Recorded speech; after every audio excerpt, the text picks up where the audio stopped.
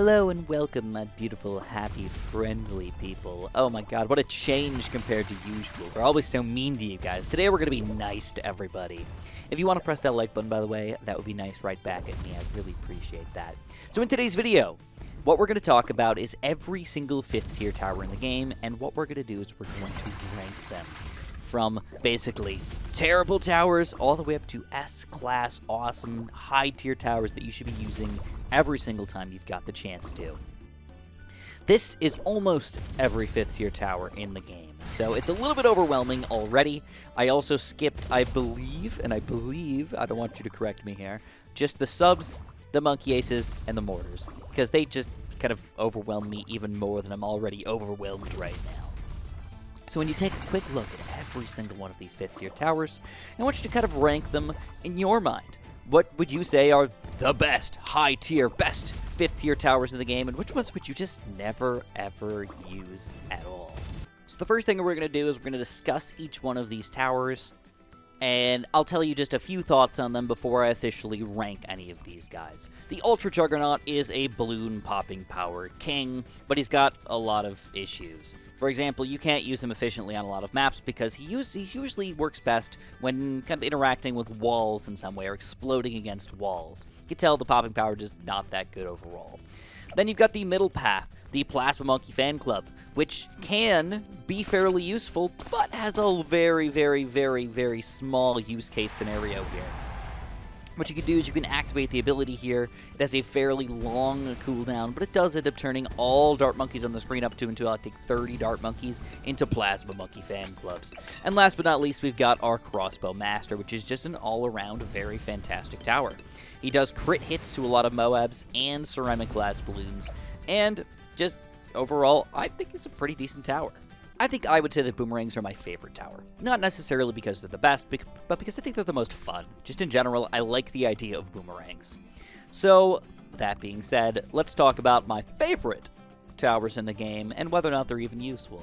First of all, you've got the Permacharge, which is a fairly useful tower in almost all scenarios. He pops pretty much all types of balloons. I don't want to talk about cross paths too much, but he does have some weaknesses, and of course, no camo detection at all. It can end up running into a few issues here, and he does require you to use that activated ability that does come back reasonably quickly. Then you've got the Glaive Lord, which is only useful in a few situations where you have a complete balloon circle around you, but in that case, he is pretty gosh darn powerful. Does end up getting overwhelmed by even smaller, lower level ceramics though, which is kind of sad. And last but not least, we've got the Moab Dom, which, as his name states, he dominates the Moabs. He's really, really, really strong against the Moabs, but against balloons he doesn't do too much. Cannons are one of the most fun towers in the game because they end up working together really, really well. You've got one that stalls on Moabs, one that does great bad balloon damage and Moab damage, and then one that does a great amount of balloon damage. When you combine them all together, they end up being a really, really powerful combo with each other. In fact, so powerful that this guy's so powerful that he ends up keeping all of these round 98 balloons just kind of in the front here. Kind of ridiculous, at least for now. The Balloon Crush, though, is amazing because he can stun all the way up until Oh My God class balloons, and that means pretty much everything besides a bad is sort of easy to take down at that point, at a high cost. The Moab Eliminator, again, fairly cheap for the amount of Moab damage we're doing, and its best use case scenario is a bad balloon, because it is the best bad balloon popping power tower in the game. And that's not all he's good for, but it's the main thing he does. Last but not least is the Bomb Blitz, which is kind of difficult to explain because it used to be really, really bad. It has this weird activated ability that only activates when you lose a life. And when you do lose a life, it pops everything BFBs below into nothing, and stuns and does damage to all the other balloons on the screen. That's pretty sweet. So let's get going in here. 5th tier tack shooters are absolutely insane and super fun to play around with. The Inferno Ring does great amount of Moab damage and balloon damage kind of combined together, including a decent amount of bad balloon damage with its extra fireball shot that it shoots out here. The tack zone is just an overall good projectile tower. Shoots out so many projectiles that it's hard to sneak things through this guy. And you've got the Super Maelstrom, which ends up activating a super amount of Maelstroms that had basically infinite pierce shooting out into the wilderness here. Doesn't mean you can pop infinite Bloons, but you're not going to overwhelm this guy in any easy way, shape, or form. And his ability does come back very quickly, in fact, one of the quickest in the game. 5th tier Ices are often looked at as some of the worst 5th tier towers in the game, but I wouldn't necessarily say that directly. Super Brittle ends up making your other towers do more damage to the Bloons, which can be kind of a fun way to work out, but by himself, he doesn't necessarily do that much damage. The Absolute Zero is kind of expensive for what he is. He's got a pretty awesome ability that can slow down Moab-class Bloons and above and stun ceramics for, like, forever, but still ends up being meh. And the Icicle Impale is a great Moab popping power tower. It stalls Moabs down to an exact speed, so especially useful in a lot of challenges. But just based on that, he can also pop a lot of Bloons and just do general damage to everything all around him. It was one of those really weird towers that don't usually work well with each other. One glue is going to take off another man's glue. So you have to be careful in using multiple glue gunners together in a single map. But the corrosive Bloon Solver here is going to end up popping a lot of lower level group Bloons. Anything below a BFB is likely to just die from this guy. Then you've got the Super Glue, which stalls all the way up to bad Bloons, and against just a few Bloons here and there can literally stall indefinitely. Almost as good as the 5th tier Top Path Cannon. Last but not least is the Glue Storm, which everybody knows isn't really amazing in any way, but honestly, for what you're paying for him, he could be surprisingly useful. His ability lasts for, like, forever, and he does glue all of the Bloons. He does what he's supposed to do here, and for that price, might be okay. Snipers are surprisingly similar to each other. They all just shoot in infinite range, which is kind of sweet, but the Cripple Moab does mostly Moab damage. The Elite Sniper does a kind of combo amount of damage, and the Elite Defender is better against lower tier Bloons, generally. But all three of them are decent, kind of in their own way here. But the main difference here is that the Elite Defender allows you to get Elite Targeting, which allows your other towers to now have Elite Targeting as well. Nothing too much to talk about. Snipers are just snipers. Monkey Aces are definitely one of the most interesting towers in the game. They're really, really fun. They're just cool to play around with. And they've got a bunch of different scenarios where they're very, very useful, but also surprisingly expensive. Starting off with the Sky Shredder. He's got a ton of projectiles that shoot out over here, and which does a great amount of damage to Bloons. And he's also got Missile Moab, heat-seeking launchers. Ends up popping a lot of those Moabs that would otherwise be sort of difficult to pop. The Zarbamba has a great ability that insta-kills almost anything on the screen here, but it's got a pretty long cooldown, so you can't use it every single round. And the Flying Fortress is just a beast from the east. He's gigantic, he's huge, he shoots out lots of explosive damage in here, but price-wise, he's really, really expensive. Helipilots are a surprisingly weird tower, just in general. They work really weird. They've got infinite range, which just automatically gives them a lot of extra damage, but you guys knew that already. So Apache Prime is a kind of weird tower as well. He pops Moabs. He's not that great against Bloons. He's a Moab popping power tower, but for that price, he better do almost everything. He kind of doesn't. Special Preparations gives you a lot of support. You can throw down an extra sniper that does a ton of damage. You can gather both lives and money from this guy. And last but not least is the Comanche Commander, which allows you to get 3 extra support heli pilots. They end up being not as powerful as you'd like them to be, but they were, back in the day, by far the most powerful tower in the game, but they have been nerfed, and now they end up being sort of mediocre at best. Mortars were ranked the worst tower in Bloons Tower Defense 6 by you guys. I personally wouldn't rank them as that, but you guys voted, and I went along with it. But I still think that the biggest one is probably one of the best towers in the game. Just the amount of Bloon popping power he does, and still being able to pop Moabs and higher tier Bloons is just freaking awesome. The Pop and Awe Mortar is kind of weird because the 5th tier doesn't really give you that much more. It just gives you an ability, when it should probably give you an ability and more popping power in some way. The 4th tier is already really good, though, and I kind of understand why, but Pop and Awe as an ability doesn't end up being as powerful as you'd like it to be. It's okay, don't get me wrong, but for the amount of cooldown that it has, it's tough to say it's really good. Bloons Incineration is one of those towers that is difficult to use because you might actually have to micro with your mortar, and throwing down fire in specific spots can definitely be difficult, but if you use him properly, can be super duper powerful. Dartling Guns, the newest addition to Bloons Tower Defense 6, definitely some of the most fun towers in the game to play around with. You get to micro with them, you get to lock them in place, you get to do whatever you want with them, and that's just super duper fun. But we gotta talk about the Ray of Doom here. The Ray of Doom ends up being not as powerful as you'd like because he's designed as a balloon popper, but still doesn't end up being strong enough to beat these higher tier balloons when he costs the whopping $100,000 that he costs. The Mad is a really fun tower because all he's designed to do is just pop Moabs, and he does it really, really well. In fact, I would argue that the best Moab popper in the game is the Mad. The Balloon Exclusion Zone is kind of like an intermediate between all of them. He just does some of everything, and that's pretty good if he does it well, and he does it pretty well. Wizards, one of the most used towers in Bloons Tower Defense 6. Everybody knows the power of the Wizards, and they will not let you down. They're just good overall. The Archmage is a great Moab popping power tower. He's also great against DDTs because he has automatic cam detection and can decam-wise boosts, which is fantastic all around. The Wizard Lord Phoenix is, I would argue, the most powerful ability in the game, but for the price that you're paying, it definitely should be that powerful. And, of course, it's got a pretty long cooldown, so you don't get to use it every single round or anything like that.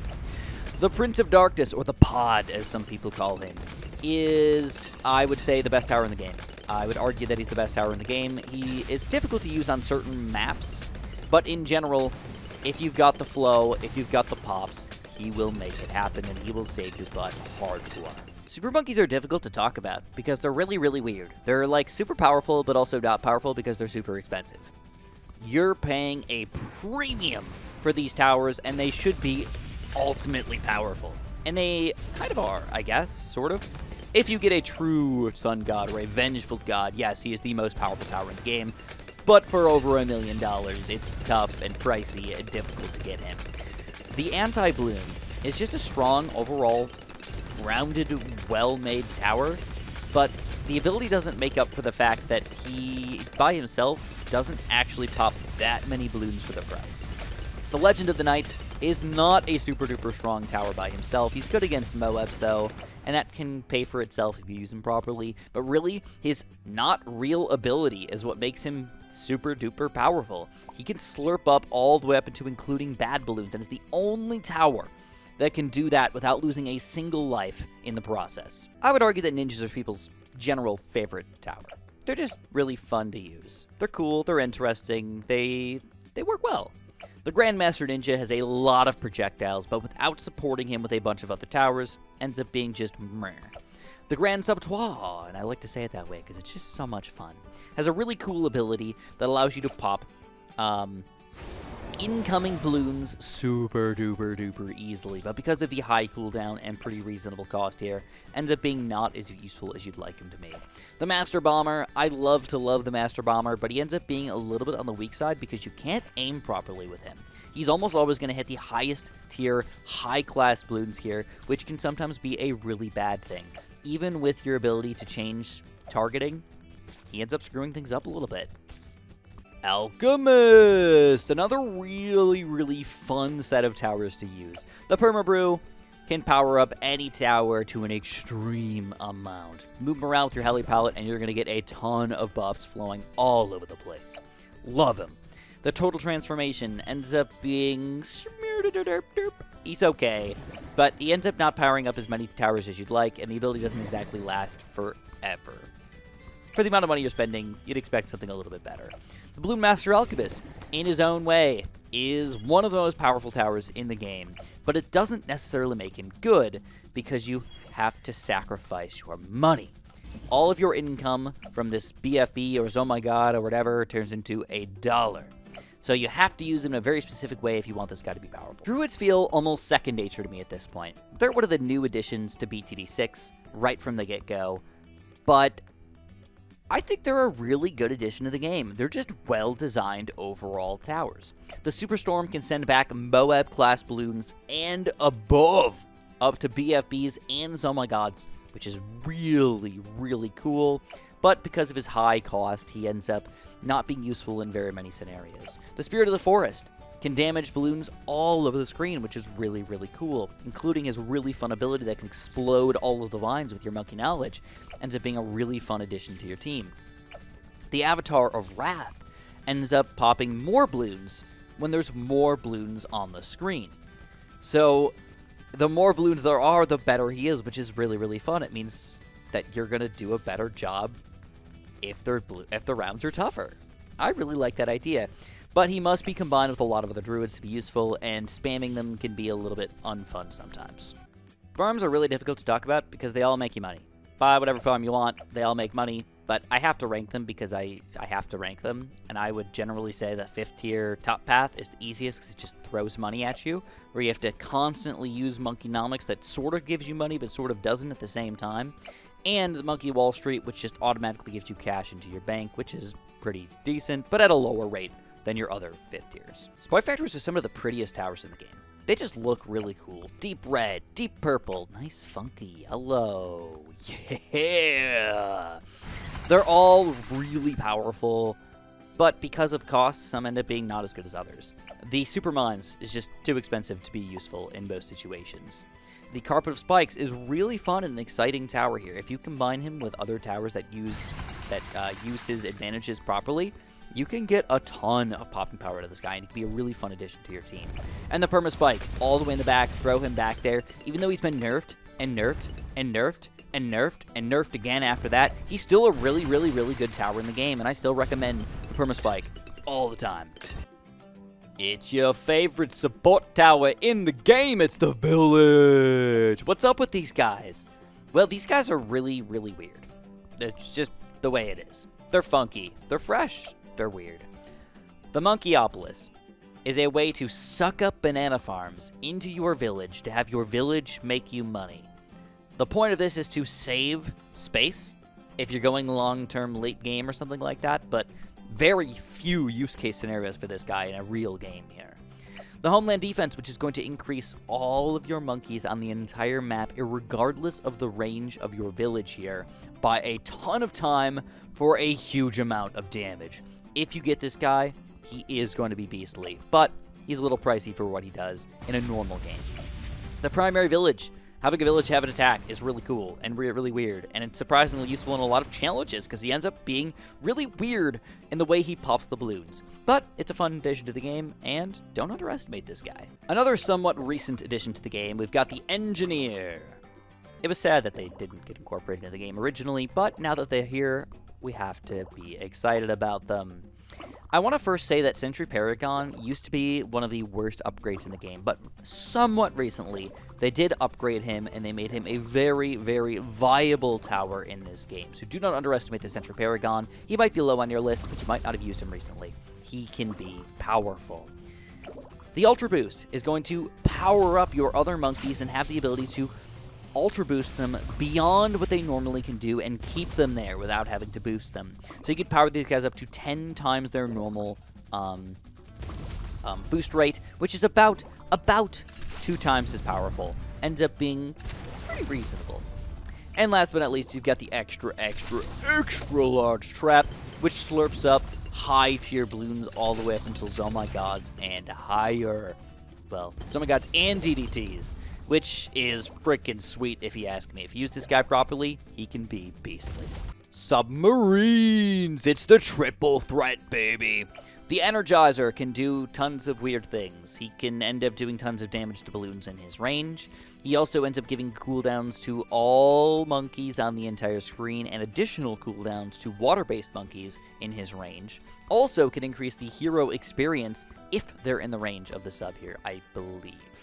Preemptive Strike shoots out a gigantic missile for every single Moab-class balloon that comes on the screen here. So you can see as more come out, he's going to shoot out more and more of these guys. It's pretty helpful, but against higher tier, really strong balloons, it can be a little weaker than you'd like it to be. He's mainly designed for Moab-class balloons and DDTs to just kind of get the damage going and let your other towers sort of finish them off. He also does a pretty decent amount of group popping power for what he is. And he's got an ability, which can also be quite helpful in popping high-tier Bloons. The Sub-Commander is the last one in our sub-list, and he is quite powerful, but he is a support tower.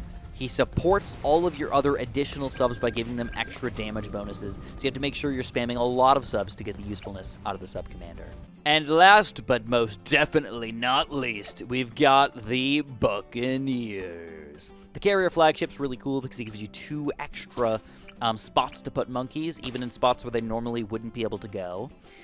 He also has a lot of extra balloon popping power with his random projectiles that come out of here. In addition, he also can pop Moab class balloons with the missiles that come out of the biplanes coming out of our aircraft carrier guy. Yeah! The Pirate Lord can insta-kill, triple BFBs, doubles oh my gods, DDTs, and all of that, in addition to giving you that extra cash flow that he gives you here. But the cooldown is not exactly quick, and it can be somewhat unuseful here in a lot of scenarios. The Trade Empire is a weird way to make money, but if you truly do spam out 20 Buccaneers, 20 Merchantmen, and you want to make cash, it is the most efficient way to make money in the entire game, which is pretty ridiculous if I do say so myself. So it's finally time to talk tiers. Not your tears, not the tears rolling down your face right now, but the tier list for Bloons Tower Defense 6. My F tier list starts off with Plasma Monkey Fan Club. Oh my god, is this thing terrible. It's really hard to use, the cooldown's crazy, I don't like it. Super Glue, not useful in a lot of situations. Yes, it can slow down a lot of higher tier balloons, but not even all of them. And even when it does, it cannot work well with other glue. Trade Empire can be useful, but completely useless in chimps. Just takes away the most important game mode in the entire game. And it ends up being just not strong at all, nor useful. Some people might like Comanche Commander, but I seriously just hate it. I don't know what, it just seems awful to me. Same thing with Total Transformation. The ability's just not strong enough for what you get. Even when you combine it with other good monkeys, you take away those monkeys when you use it, so it's weird. Monkeyopolis is just useless in like 99% of games, so it's in my F tier list. There may be a few weird ones in my D tier list, like the Ultra Juggernaut. It's okay in some situations, but really not very useful in most. Absolute Zero, same thing. When are you going to use him? The Elite Sniper, I really wanted to put higher in my list, but he ends up just not doing enough damage. He's not really a support, he's not really a damage, just a combination of poop nuggets. The Energizer, while he gives you a lot of buffs, is not very powerful in his own regard. And even with the decamalization, he's really hard to use in 2-tower chimps and other things, not as useful as I want him to be. Preemptive Strike, I want to put higher on my list as well, but because he sucks against round 99, he's not a good chimp strategist, and he's not really very useful, even in Impoppable and stuff like that. He ends up being sort of garbage. And he's not good against the Bad Balloon. So, I just can't really decide how to use him properly. The Pirate Lord, the cooldown's too long. You can't use him in any real game here. Even when you slurp up some extra balloonage, it doesn't work out in your favor. The Flying Fortress is too expensive to use in a lot of situations. Even though it's okay to use, I don't really like it. The Bloons Incineration is kind of in the same boat there. He's a little too expensive for what we get here, and while he does have a couple maps like Moon Landing where he can end up being ridiculously powerful, in most maps, I would argue that he's really difficult to use with micro and craziness just to make him be okay. The Grand Saboteur is very difficult to use. You have to know what's going to come out in front of you, so especially for newer players, he's going to be absolutely awful. Just hard to use. The Bloon Master Alchemist is also in the same boat there. He gives you less money. So if you get him just to beat round 98, like, yes, he might help, but now he's going to make round 99 and 100 even more difficult. The Superstorm is way too expensive for what you're getting out of him, and he's also, again, weak against bad balloons. Only use case scenario is if you have billions of dollars and you just want to own things just for fun. Same thing with Super Mines. Too expensive, not going to be useful in most situations. Even though he is pretty powerful, it's hard to find a good spot to use him in. And the Monkey Wall Street, which is, again, just kind of difficult to make him worthwhile. I just kind of put him somewhere. I didn't know. He's okay. Moving on to my C tier list. These are towers that I would say are the average towers in the game. I know it's hard to think that, like, C is okay, but C is an okay tower, alright? This is an average tower in the game. You've got a lot of them. The 2 Boomerang Monkeys, the Glaive Lord, and the Moab Dom. Both fairly useful, but not great. The Balloon Crush, super expensive and super powerful, but also weak against certain things like bad balloons, so you have to keep that in mind. Glue Storm, I really kind of wanted to put lower, but like he is super duper cheap, so he's really not a terrible tower at all. Cripple Moab, same thing. He did get a pretty large buff, but because you can actually make him worthwhile against almost every single balloon type, he's actually not that bad anymore. Apache Prime, I think a lot of people would argue with me and say he should be higher up on the list, maybe S tier, maybe A tier, or something like that, but I just can't find him to be useful. He's too expensive. Special Operations has got a lot of buffs, a lot of weirdness to him, but fairly unuseful for most people, and a lot of micro required to make him work. Wizard Lord Phoenix is super powerful, but because his ability doesn't come every single round, if you spend that much money, you aren't going to be able to survive most rounds. It's going to be a luck-based challenge or a luck-based something to make that work. The Legend of the Night should probably be higher on the list because he's got the only ability that can take down certain things like bad balloons and stuff like that. But for a premium price of almost $300,000 or $300,000 plus, he's not useful in like 98% of the situations that we actually have to deal with him. The Master Bomber. He targets the wrong stuff, guys. What are we going to do with this guy? He's just not good. The Spirit of the Forest. He's pretty powerful, but against higher tier balloons, completely useless, and his ability, honestly, isn't that great. Monkeynomics is a great way to make money, of course, with any other tower here, but still not my favorite. The Anti-Balloon. Super powerful, great ability, hard to use, difficult to actually make work here. Super Riddle is going to power up your other towers, but in a weird way that doesn't always make sense. Homeland Defense, I want this to be higher as well because it's such a good ability that just makes you do a lot of damage, but its only use case is late game, high tier gameplay, and that's just not useful for everybody. Papanaw should do more damage as a regular tower, not just as an ability. Even though the ability is pretty sweet, it doesn't do enough damage here.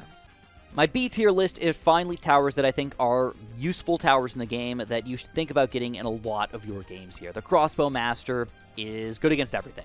It's just powerful. There's nothing wrong with him at all. You know, he can do everything.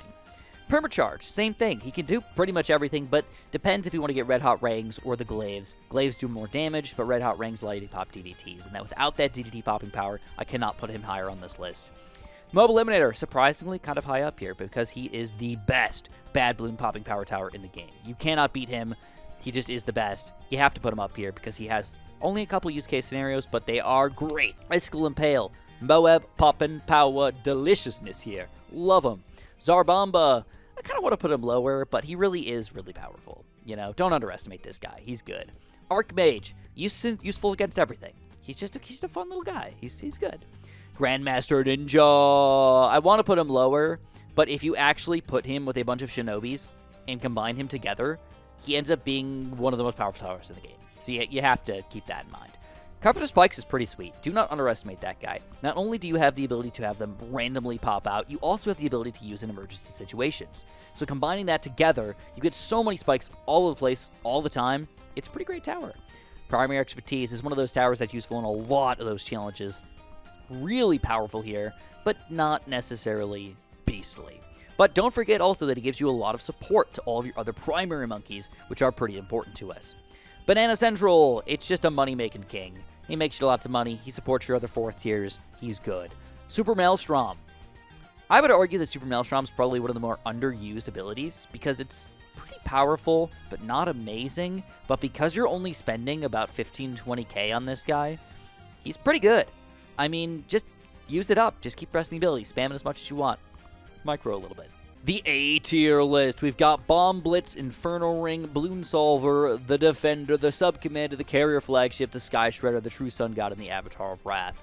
Bomb Blitz is high up on my list because he ends up being a really good balloon popping power tower. He's actually even useful on things like chimps, even without that ability. But even on lower tier game modes where you can actually use that Bomb Blitz to your advantage, it's going to be freaking amazing for you guys. Losing 1 to 5 lives just to kind of explode everything on the screen is fantastic. Inferno Ring. Do not underestimate the power of this guy. He really is powerful here. Same thing with the Balloon Solver. He's not great against the bad balloon. He's not great against high tiers, oh my gods. But against literally like everything else, he's great. The Elite Defender is the best deflation tower in the game, and honestly, one of the best towers to use on anything below round 80. Everything through up to round 80, this is the best tower in the game, and that's why he's got to be A tier on the list, but because he doesn't follow through on chimps, I can't put him higher. Sub-Commander is still one of the towers that's going to be needed for a lot of these expert maps where you need infinite range and a ton of popping power. Sub-Commander is just there, he's got to be there, and we have to use support subs as well to make him good, but he's powerful. Carrier Flagship! I kind of want to put him lower, but because he does both balloon damage and Moab damage and allows you to get those random bonuses, like increasing the damage of your Sky Shredder, he's surprisingly powerful. Sky Shredder, I think other people would argue with me. I think they would put him lower. Not everybody loves the Sky Shredder, but I do. I really like the Sky Shredder. I think he's fun, I think he's interesting, and I think he's pretty powerful. The True Sun God. This one is arguably the weirdest one to position in the entire game, because it's almost impossible to get him in any real game, and then by the time you get him, you're already popping round 200 or something. So, True Sun God's weird. I don't know why. I put him in the A tier list because he is the most powerful tower in the game.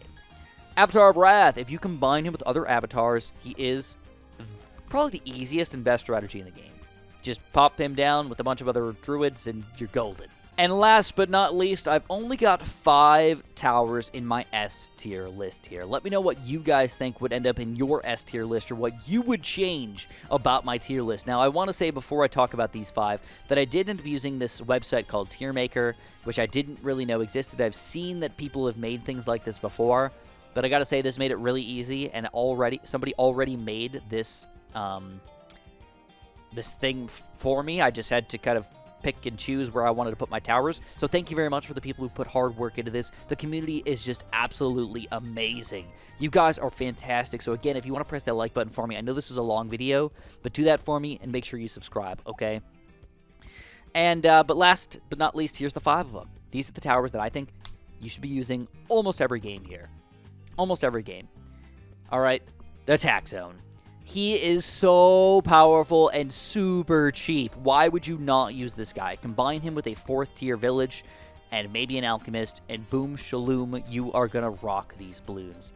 Great against mobs, great against balloons, great against literally everything.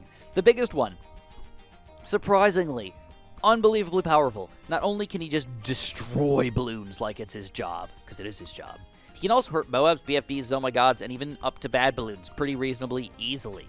He's really powerful. His only weakness is obviously black balloons, but he usually just skips the layer anyway, so it doesn't matter. Even combining this guy with a 3rd tier village, he can pop DDTs, so that's just insanity right there. The Prince of Darkness, I would say if there was an S+ tier, which does exist in some places, this guy would be it. He's the best tower in the game. It's hard to argue with it. He just is the best tower in the game. He's hard to decide against in a real game. I struggle with my own self to say I don't want to use the Prince of Darkness because I overuse him too much, but he is really powerful. And he's got automatic cam detection, automatic purple popping power, automatic every type of popping power, including Moabs and BFB. He's so good. He's great. The Perma Brew. It was hard to put this guy all the way up into S tier instead of A tier, but I decided to put him here because he really does allow you to do so much weird stuff with so many other towers that you could do these really weird combinations and make anything happen.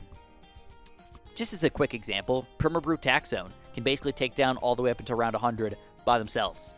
Like, it's insanity. You're spending only $100,000 and you could beat like Chimps mode like that. It's insane. Alright, and Permaspike, you know that it's been nerfed a million times, and it's still really powerful. It's hard to argue against going for a Permaspike in almost any scenario.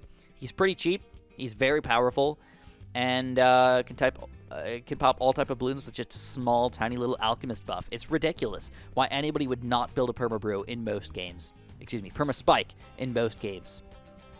Permaspike, Permabrew, too much Permas. So this is my tier list for Bloons Tower Defense 6. If you guys enjoyed this, again, press that like button for me. Make sure you subscribe, and make sure you're ready for some more awesome content. I'm not sure if you guys are going to be interested in this content, but I feel like I had to make a video like this because I find this interesting, and as a reasonably skilled, not expert level, not best player in the world, but as a very reasonably skilled BTD6 player, I think this is a very fair representation of the game as it currently sits. We needed an amendment to the list. We didn't need this video to be any longer than it already was, but I'm forced to do this because I don't want to be a noob cake.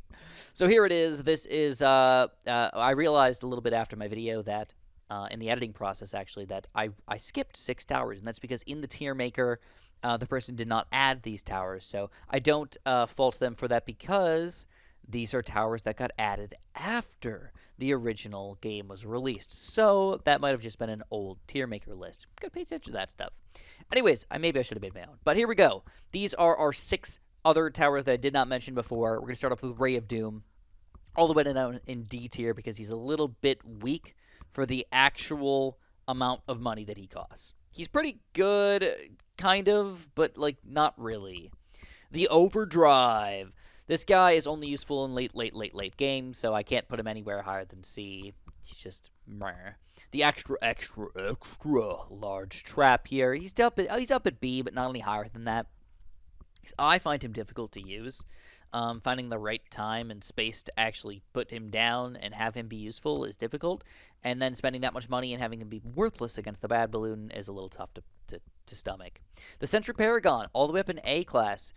He got buffed recently, and is actually pretty powerful these days. Do not underestimate this guy. Balloon Exclusion Zone is just an all-around good tower, so I cannot fault him for that. He's just powerful. Even for the money you're spending on him, he's good. And then the Mad. Of course, the Mad is mad deliciously awesome here. He does Moab damage, and he does it really, really, really good. And his ability is not bad at all against balloons and everything else.